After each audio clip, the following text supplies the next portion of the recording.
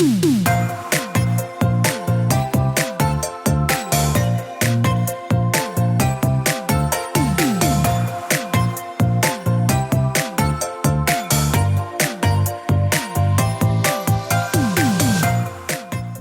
to the Plant-Based Podcast. In case you didn't know already, plants are amazing. You can Eat them, wear them, drink them, nourish your skin with them, grow them, love them, and be inspired by them.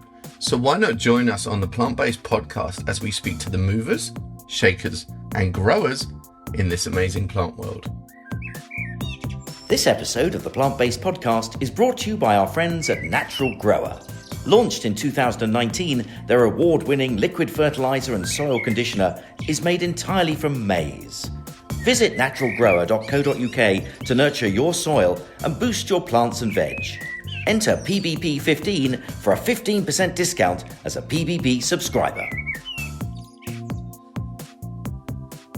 Hi everyone, welcome to the 6th Inbetweeny episode of the podcast. And in today's episode, Michael and I are going to be discussing the plants you love and the plants you hate. And can you guess which of us have taken which category?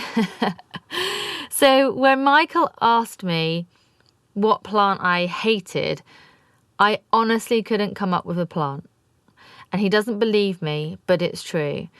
And so we decided it would be best if I picked the plants that I and all of you love. And then in part 2 of the episode, Michael will talk all about the plants you hate. And honestly, we put this question out there on social media and it's so brilliant. Thank you everyone so much for responding, asking you what you love and hate. And there's some definite trends in there. And it's really funny because, you know, plants are so personal to us, aren't they? And some plants one of us will love and some others will hate. So to me, when I see a plant, it has a place on the planet. And I know that sounds soppy, and I know Michael will laugh at me for it. But every single plant has an impact in your garden, out on the streets, you know, overall living in this big ball of biodiversity that is our planet.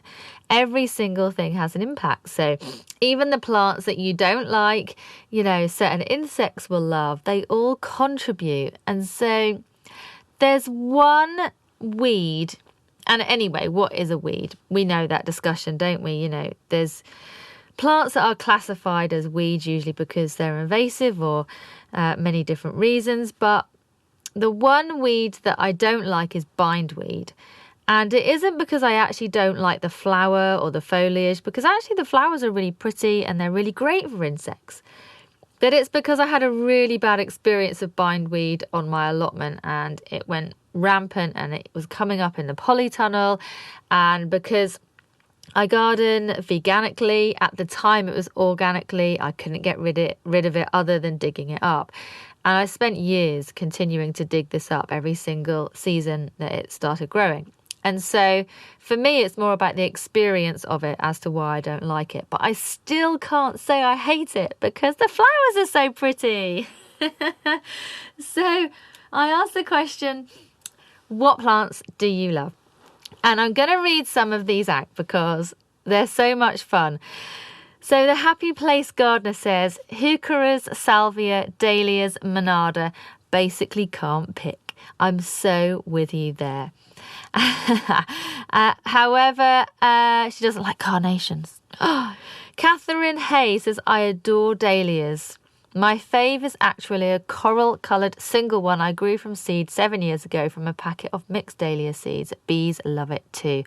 I mean, dahlias, haven't they just had the biggest comeback in recent years all over social media? Everyone's growing dahlias. There's some really, really popular ones, like Cafe au lait, of course. I mean, that's like the dahlia of the moment, isn't it? One of my favourites is called Wine-Eyed Jill, and I've been growing Wine-Eyed Jill for many, many years.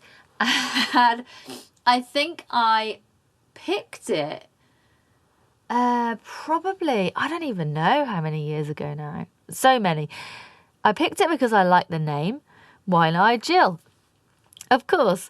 And it's amazing. It comes back every single year, even though I leave it in the ground. I don't lift it over winter time. You get 3 or 4 different versions of the flower throughout the season. So it comes out a beautiful pale pink with a little kind of red eye in the middle, hence One-eyed Jill. And then throughout the season, it turns a lighter pink, then a yellow, and then completely yellow. So you get like 4 plants in one. One of my absolute favourites. Rachel's allotment. I love lupins and giant alliums. Yes, girl, I completely agree.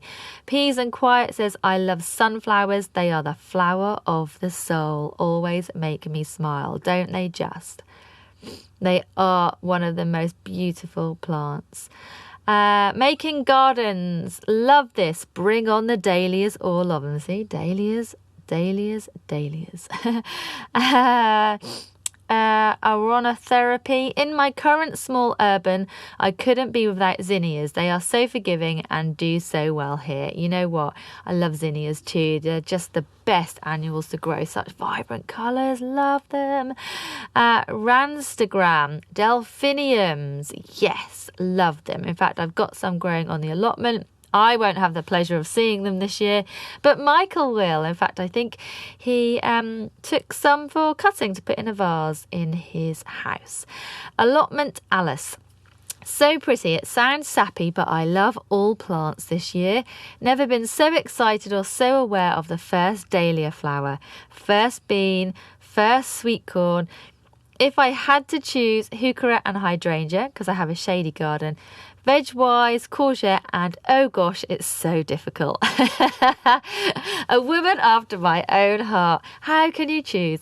And really, it's like a different flower on a different day. One day, I love roses. The next day, I love peonies. You know, we can love them all. There is room to love all plants. What else have we got? One of my many favourites is Rudbeckia, especially the tall varieties. Actually, here in Charlotte, in North Carolina, Rudbeckias are native and you'll find them everywhere. And so they're so pretty, a beautiful, gorgeous, vibrant yellow colour. Through the garden gate, I love anything scented. My roses and sweet peas are favourites right now, and my Philadelphus is wonderful too. As for plants, I hate the thing that springs to mind, which is the Virginia creeper. I'll leave that one to Michael, but yeah, I love the Virginia creeper because I love all of the different colours, like that gorgeous, beautiful red in autumn. Anyway, Jack broccoli, foxgloves, especially when they look all magical with ferns. Beautiful. And when you see the little bees buzzing in them, oh, you just see their little furry booties, don't you, as they dive in for the nectar.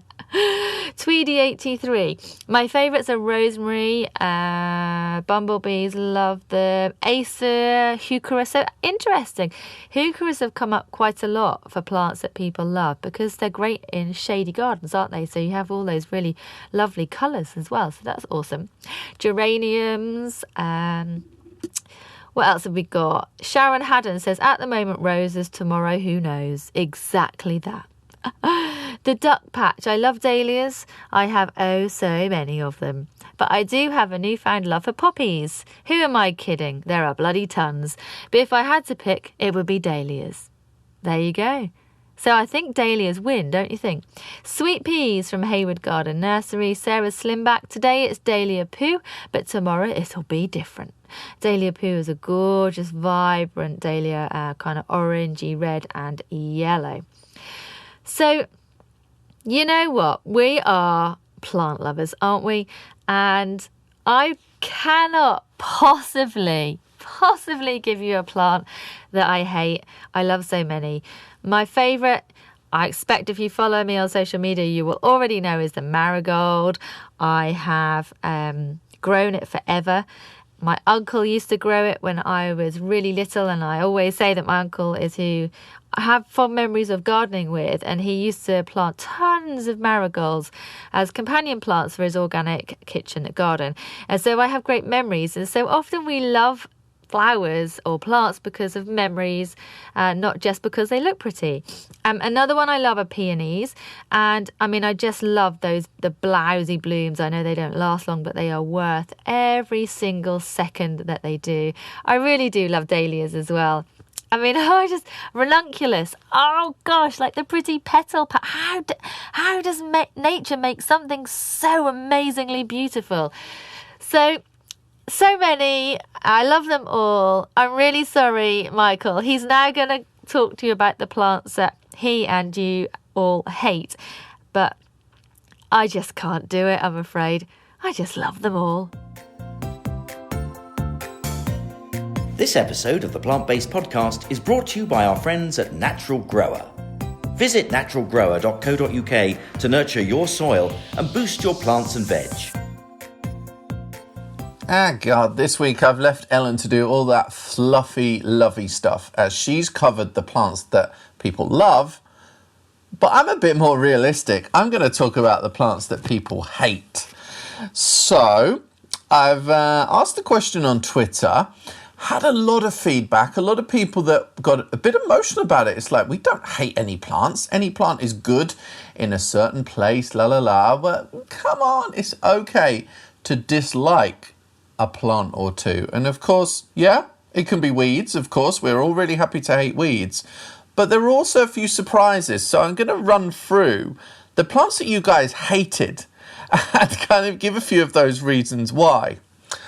Now, I put the post out with a picture of Choisia gold, so gold leaf Choisia, and I hate this plant. It is just horrible. It is used in parks, gardens, amenity plantings. It is bright golden, which is just so ugly, and it has white flowers that really do not blend well with the gold foliage. Oh my gosh. So I hate Choisia Sundance. That is it's my Room 101 plant. It really is. But let's have a little look through your queries. See which plants you hated. So, this first one, I don't believe this. Jam the Garden Man hates peonies. Ooh. He hates them when the person growing them hasn't tied them in, so their big buds are just on the floor. They look so untidy. And yeah, that's actually a really sad moment. So you're only hating the way that people grow peonies. Interesting. Graham Spencer from Plants for Europe says every plant has its place and every plant has its fans and detractors. So he's sitting on the garden fence on that one. Joe Porter, controversial. He hates begonias. He finds them a bit boring and rigid, and there's not much excitement in them as flowers. He also finds them quite old-fashioned. Now, this is where plants that you hate, it's worth giving them a second glance and finding out more about the family, seeing what else is available. Because with begonias, the breeding is so vast now. There are so many different styles. There are delicate flowered varieties, pastel colours. It is not just about those plastic looking kind of primary colours begonias. So yeah, you can hate a plant, but you also need to open your mind to it. Neil Alcock, he actually runs a wholesale nursery. He says he hates plants that don't sell quickly. Two-Fingered Gardener says euphorbia. She hates it. Yeah, sometimes you can hate plants that are overused. So a lot of those amenity planting plants can kind of become a bit passé. You could say that for Escallonia or Hebes perhaps. Although there's some that just look timeless. Like Catinus. No one ever hated Catinus, did they? So, Alan Down, he agrees with me. Oh, no, he doesn't. He tolerates Golden Choisia, especially Sundance, the plant that I hate. He's tolerating it because millions have been sold worldwide. Wow. Probably because they're all planted in parks and gardens. I hate it. Tall Gardener Ian says Begonia. There was actually a few comments saying begonia, so not begonia, begonia. This is elephant ears plant. It has these big flappy leaves and it kind of makes a real noise in the border, but only has blooms in the spring. So yeah, they can take up a lot of space in the garden. Yeah, begonia. Put that on my hate list as well. Alex Mungle, he lives in Australia. He says there's so many rubbishy weeds that have been imported to gardens in Australia over time, but probably my biggest dislike is what I call agapanthus, as it just takes over and smothers all in its wake. Well, I'm afraid us in Northern Europe, we could only dream of having an agapanthus that took over our gardens. So I guess it all depends on where you live with this kind of hate of plants, doesn't it? Oh, Lindsay Baker also says begonia, and then Joe Porter chimes in and says agreed. A lot of hate for begonia here. Heathers, Potting Shed Shaftesbury says heathers. Maybe they're seen as a bit old-fashioned. I see what you mean there, perhaps. Rachel Fairfield says tulips. I mean, I hate a lot of plants, but I don't agree with that one. Laura MacArthur says primulas. I also don't agree with that one. A bit of hate here for Kilmarnock willow. Stephen Hopkins says, I'd build a bonfire with everyone in existence and watch the flames purge my soul. Oh my gosh. And Alex Mungle is almost in agreement. Although he's pointed out that he's from Kilmarnock and his mum has one in her front garden. I tell you, the other one I don't like is the willow, Hakuro Nishiki. I think that was kind of really trendy, like in the 90s, and it's been really overused, and it kind of looks a bit trashy. Can I say that? Oh my God, don't send me hate. Don't at me. Nick Duck Umu says, he loves choisia. He's planting one soon. I asked him which one. He said very coherently, choisia Turnata Sundance. And I was like, awkward silence.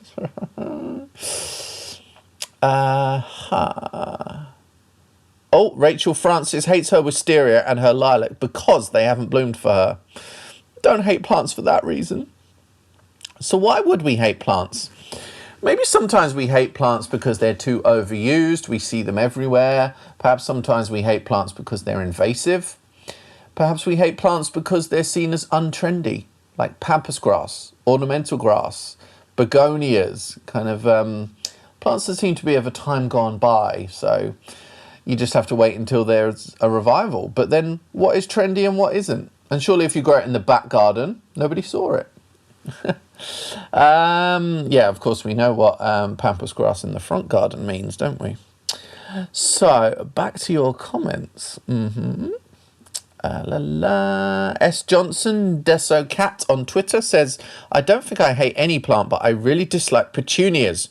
Too much deadheading needed. So plants that are high maintenance are not popular.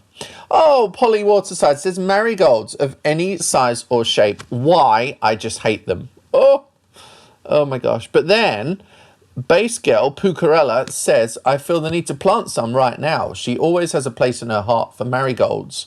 She grew 2 at the age of 7 on her windowsill, first time gardening. So yeah, some of those plants you hate might be memories for some other people. But Base Girl, she might love marigolds, but she hates honeysuckle. She hates how invasive it's become. She planted one in her back garden that wasn't sterile, and boy did it take over her front yard. If you have to have a scrubby vine, it might as well smell pretty. So, it won itself back there at the end. Hypericum so garish, says Lucy Garden. Ground Elder, says Phil Peel. Well, ground elder's technically a weed, so that's already on the hate list anyway, isn't it? Anthony Fogg says conifers.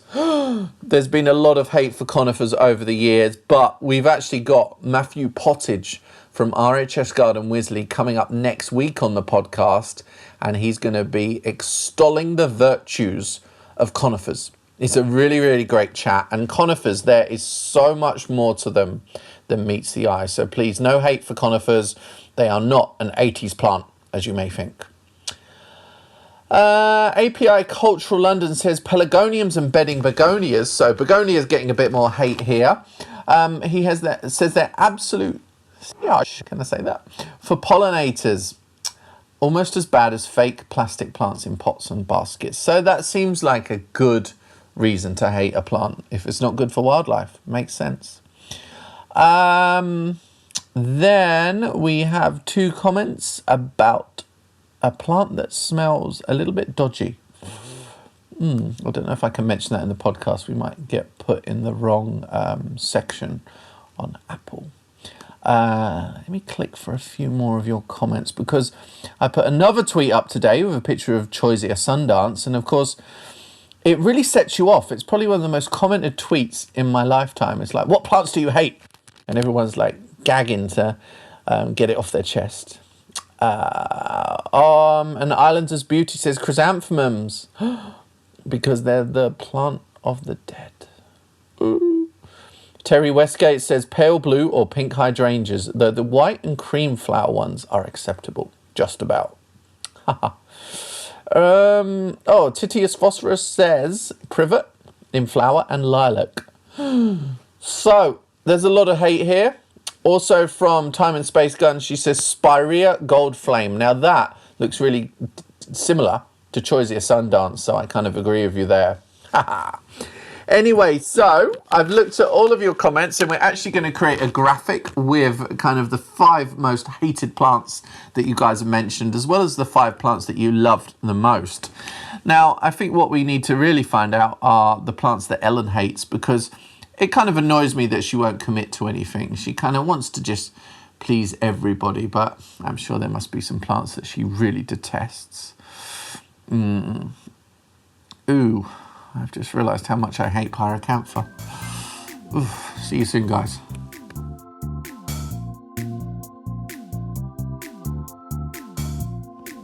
Okay, we're rolling. We're rolling. There's a song there, isn't there? I know. I feel under pressure to always do some funny intro or something. You can't believe the pressure that puts on me, Ellen, as being the funnier one of this partnership. It puts so much pressure on me as a person. Do you think? Yeah. Okay. Easy. No, but I really envy you in being kind of humorless. It must be really easy to live that life. Do you know what? For the first time, Gareth was almost going to have to edit out one for me then. I was almost going to swear at you, but I didn't. No, but it must be really easy to lack a sense of humour. You know, it must make the interaction so much more simplistic. See, this is what I have to deal with. This is what I have to deal with on a daily basis. Says. Pardon? I've just noticed what your T-shirt says. Yeah? Talk nerdy. Yeah? Is this not slightly sense of humour? I don't know. We should do one that says "Talk Plant Geek" to me. Yeah. Hey, we should add. Actually, this is an interesting tangent. We should add some more, like plant-based kind of merch or something.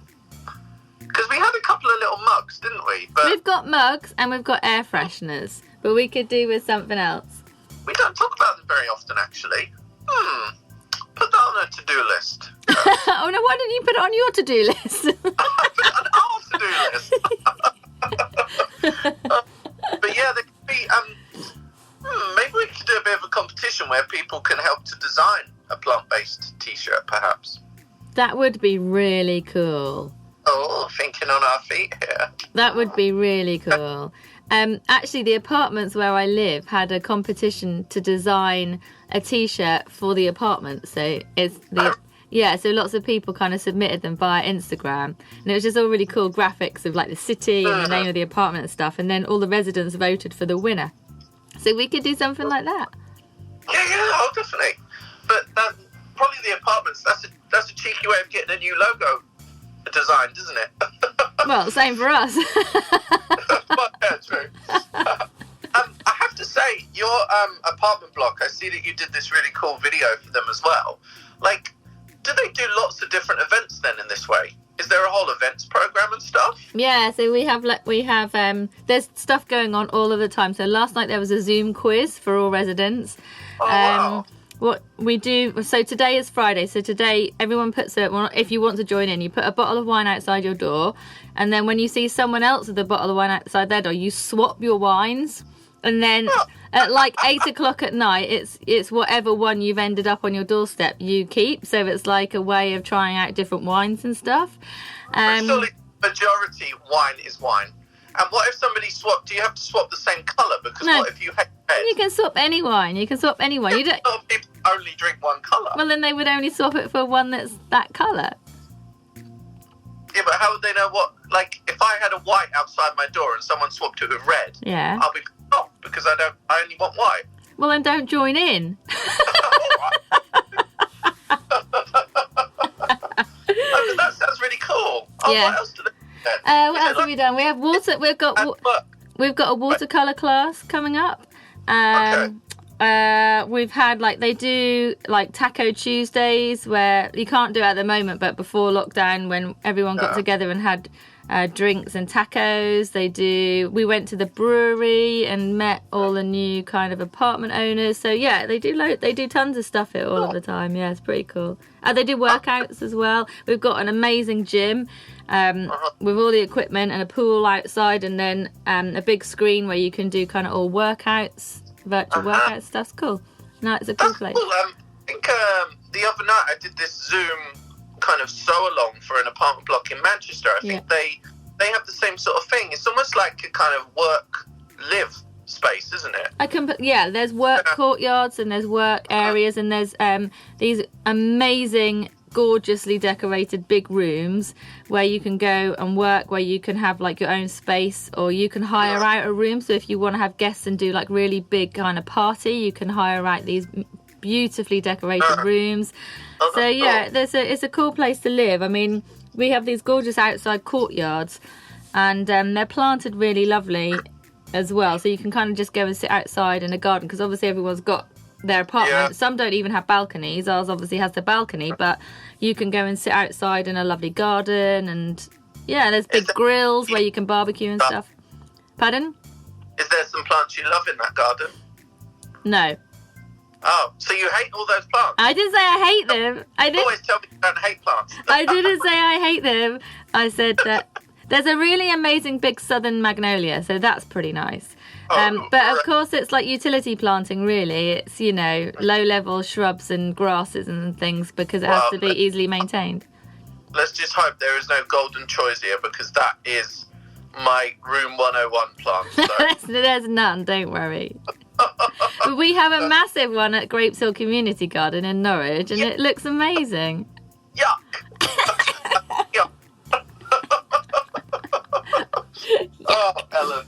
I gotta say, it's so strange with this lockdown thing still, because obviously there's nowhere to kind of meet and go inside. And I know I told you earlier about my meeting with my little assistant today, and it was raining, and I was like, well, how are we going to meet outside? Because we've been meeting on a bench to go through the work and stuff like that. But what do you do if you can't then go inside? It's like, shall we just park in McDonald's car park in our cars and be like a teenager? I feel like my car would need bigger wheels and a spoiler before I could have a business meeting in a McDonald's car park. You know what I mean? It's like, what the hell? It's such a bizarre thing to kind of try and handle, isn't it? So, yeah, it would be nice when kind of insides are open and a lot that are kind of remote working, we can then meet our contacts a bit easier. Yeah, it's weird. So the same here. You can't really. So there's restaurants open, but you can't go in there to work. So most restaurants will say no laptops, which just basically means you can't just sit here and work and have coffee and meet people. You can come to eat and then you leave. Do you know what I mean? So it's kind of like that. But it's culture a bit at the moment. It's really killed the culture. Yeah, definitely. And also, I noticed, because you messaged me this morning about the coronavirus alert had gone down in the UK. It's gone down a level. So what does that mean? It means what? It just means that it's not. It's kind of like it's in general circulation. It's not at a high level. Kind of like, it's a point where lockdown conditions and stuff could be eased, if you see what I mean. So yeah, I think it's a real positive thing. But it's I don't know. It's so difficult, because you then get the media then gets involved and they dissect it, and kind of they're probably then assuming that everyone's then going to go crazy and this and that, and I don't know. It all becomes a circus, Ellen. You kind of have to just make your own judgment and be confident with that judgment and just move through, really, because everything's kind of massive drama, and I know there's big things, but kind of like we need a few more rational minds sometimes. Do you know what I mean? What, like yours? Yeah, like mine, yeah. I could run a country really easily. What would be the first thing you would do if you ran a country? The first, like, policy you would implement, what would it be? Oh, God, that's a really good question. This is a really good question for everyone out there, actually. Yeah, what's the very first thing that you would do? It can be little, it can be big, but the one thing that you think would you would do. I don't know. That's hard, isn't it? I feel like there are just weird ways that countries are run that, I don't know. We can think on it. Because I kind of think along the lines of discipline, and I feel that, like, okay, I'll talk about this in terms of, like, you know, my social media, stuff like that. I tend to not really be too dramatic, not too controversial, kind of like, and I don't kind of bait people or get into arguments with people, blah, blah, because I feel like that kind of, if you don't do that, then trouble doesn't occur, if you know what I mean. And I like to put trust in people until they kind of like, I don't know, until they then prove otherwise. So I feel like, I don't know, that's not a nice way to run a country, though. I don't think that would work so well. I'm always like saying, let's make it lawless until people prove otherwise. I'm not sure I'm up for this job yet, Ellen.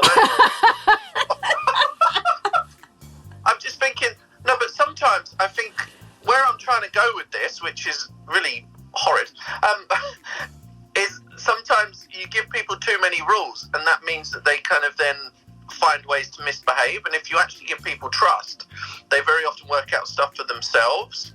So perhaps I would then pull back on various laws that are a bit too restricting and kind of allow the public to then build their own kind of trust. Do you know what I mean? And kind of behave a way that is good for them. To kind of build it up community, really, and kind of like, yeah. So I completely love that approach and where you're going with it, and I think that works very well in business. Perhaps, you know, you allow people their own autonomy; they can work it out themselves, that kind of thing. But when you're running a country, would that work? I mean, it would be amazing if it did. You know, I don't know. Yeah, I don't know, really. It's really difficult, isn't it? I was thinking the other day, like, it must be the hardest job to run a country, because you're never, ever going to be liked by everyone. You're never going to please everyone. There's no way you can fix absolutely everything that needs fixing. And it's just a really difficult job. Because whatever you put out there, someone will have a disagreement about. And there's more people know more, and more people know too much as well. And so something happens, and then like everyone's then discussing it, talking about it. And if you roll back to like 1980s or something, we didn't have that constant connection with everyone. And I think it was probably easier to govern countries back then, because there wasn't social media kind of element to it. There probably was less chance for kind of people pressure, which is not so much a good thing, because, you know, you have seen that you can have U-turns in policy through people pressure, but at least they could govern and actually get stuff done a bit easier, because these days they kind of just got to try and placate every single viewpoint at the time. But the media do not help, because you just they put a headline up and the first paragraph is always really, not always, but mostly very controversial and misleading.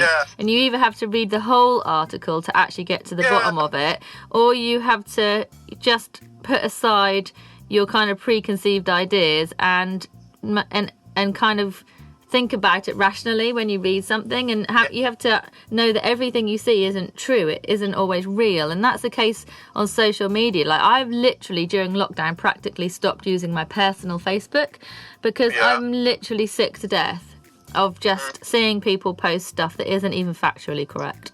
And people believe it, and they're all commenting on it, go, I agree, and this, and I'm thinking, but it's not even factually correct. Do you know what I mean? It's not even right. So, and that's not an opinion. You know, obviously I disagree with lots of different things that go around about politics and religion and all kinds of stuff. But it's stuff when it's not factually correct and people really genuinely believe it. And so I decided I'm just not even going to use it personally.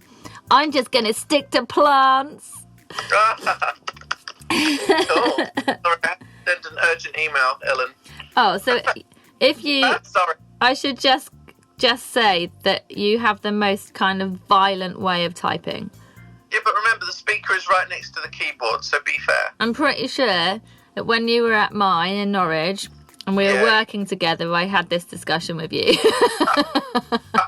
I type everything one finger. Yeah. It makes me get any work done. I probably, if I use two fingers, imagine how much more efficient I could be.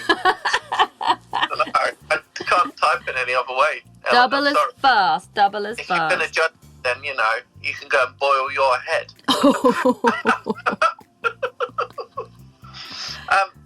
So we've worked out how to run the country. What else have we sorted out this week? I don't know.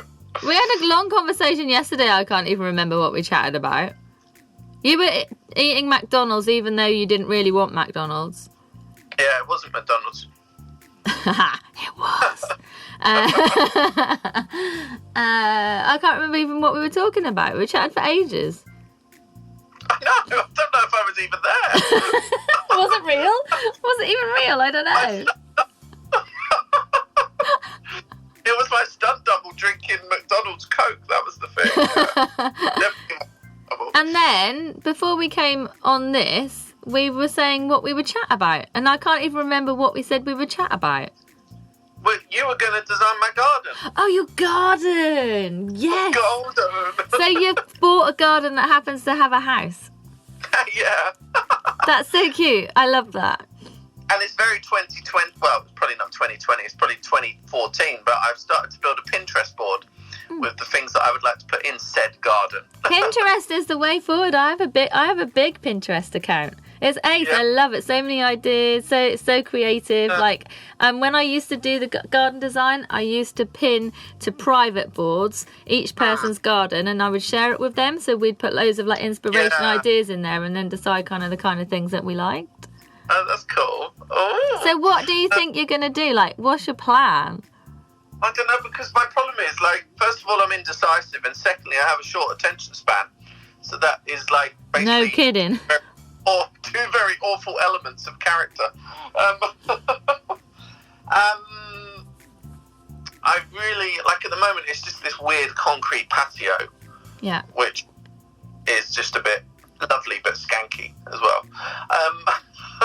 But it has a really weird split level, so the grass is almost sunken down. Yeah. Weird and odd. But I was wondering about working with that in a really cool way and actually having a deck pathway through the middle of the garden, which is almost a bit winding, and obviously getting rid of the grass, because who the hell wants grass? What do you mean obviously? Why is that obvious? Well, because it's not necessarily the best thing for nature and wildlife, and it's high maintenance as well, isn't it? So, and I would rather have plants, Sure. Why is it not good for nature and wildlife? Well, what grass that is cut all the time is not necessarily, is it? Because it's not allowed to flower. There's nothing there. There's nothing there for the birds, bees, the nectar, and obviously so high maintenance, and I don't think I'll have time to maintain it in that way. So, yeah, it's going to go. But to have this elevated walkway where then obviously the planting is either side, and it's really kind of, I don't know, a few dotted small trees, but kind of a real meadowish vibe that gives a real depth as well.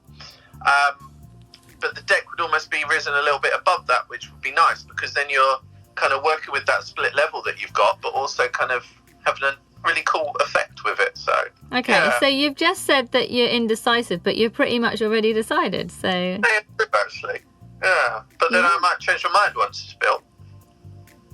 Well, once it's built, so you're just gonna have to enjoy it. But I think just heavy planting, because that is the way, obviously, to fill it, create a nicer vibe, but also to stop the weeds as well, because the more plants you have, the less weeds you'll have. So much dense planting's amazing. In our old cottage garden, I made the borders really, really deep and packed them full. They were literally packed full. It was plant after plant, different heights, different colours. It was a mishmash of colours, but it looked fabulous. I probably all year kind of pulled out 2 or 3 weeds. You know. And you know what? I mean, and I'm happy if, you know, a border or even patio pots, they can change from time to time. You know, you can't expect it to look the same year after year. There might be some plants that outcompete each other, or fresh stuff that you want to put in. You know, I think people are a bit shy to do that sometimes. Mm-hmm. Yeah. But, you know, gardens and borders can evolve. You know, you can lift plants and move them. It's not the end of the world. So it can change. I think that's part of the fun, isn't it? Anyway, just watching it evolve and changing it. And when you do that, you learn so much. I think that's probably where I learned most of what I know about planting, you know, is just actually moving things around, trying things out, you know, propagating, just watching it evolve. That's part of the fun. I'm excited for you and your new garden. Oh, thank you, Ellen, and your new garden. I hope to have a new garden soon, whenever I can get back to the UK. Ellen, you melon. Thanks. Sorry. Yeah, okay. I don't really know what that was about.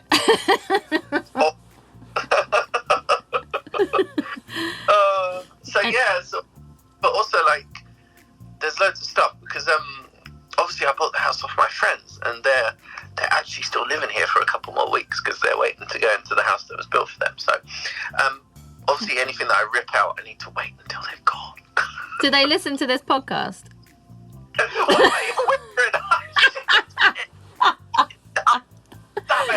You basically just said their garden is shit and you want to rip things out of their house. Oops. Arse. No, so that's what happened.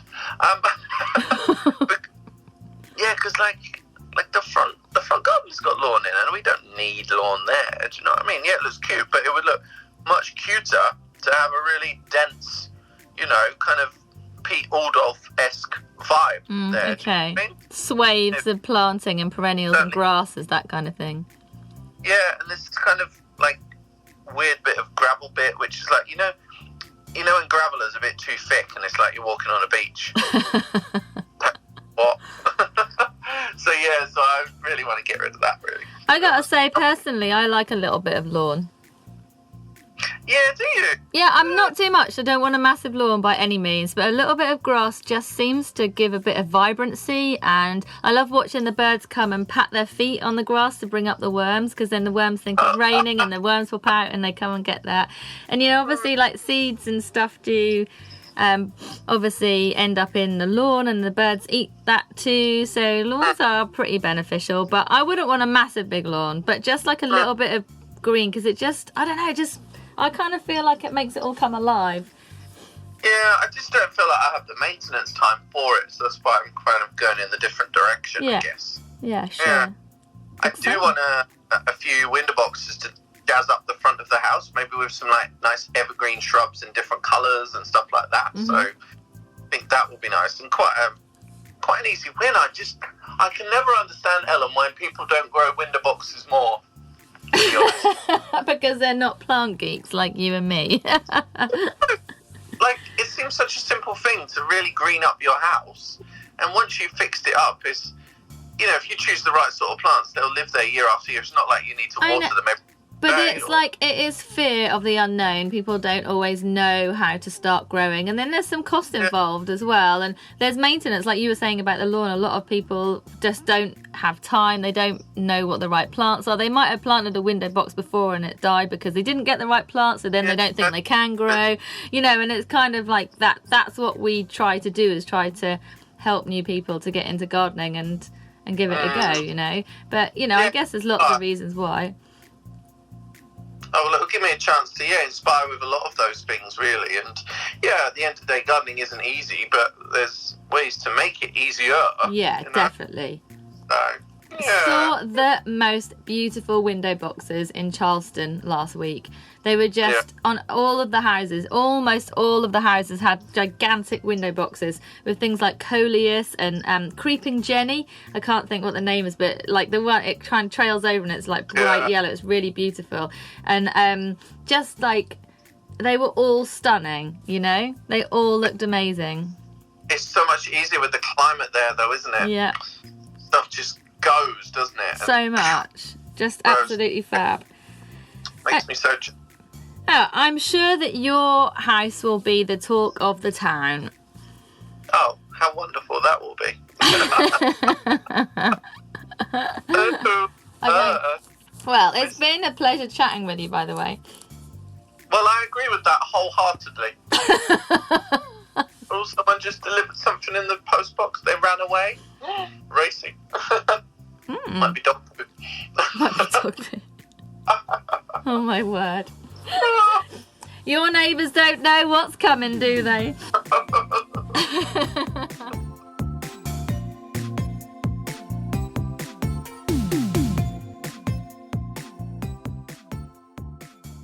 This episode of the Plant-Based Podcast is brought to you by our friends at Natural Grower.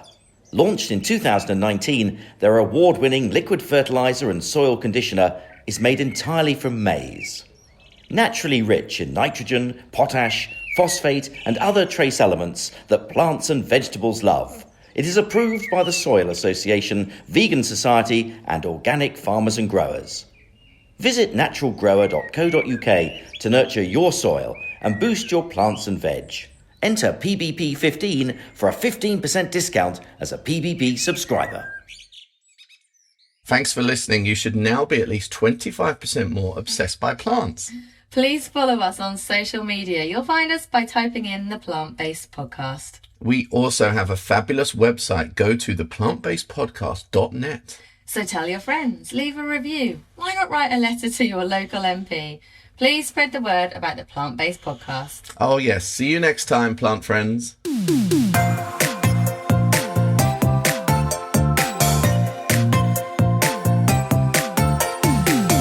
The theme music for the Plant-Based Podcast is an excerpt from the song Grow by Mikey James, and our editing is done by Gareth Patch of Semi Echo.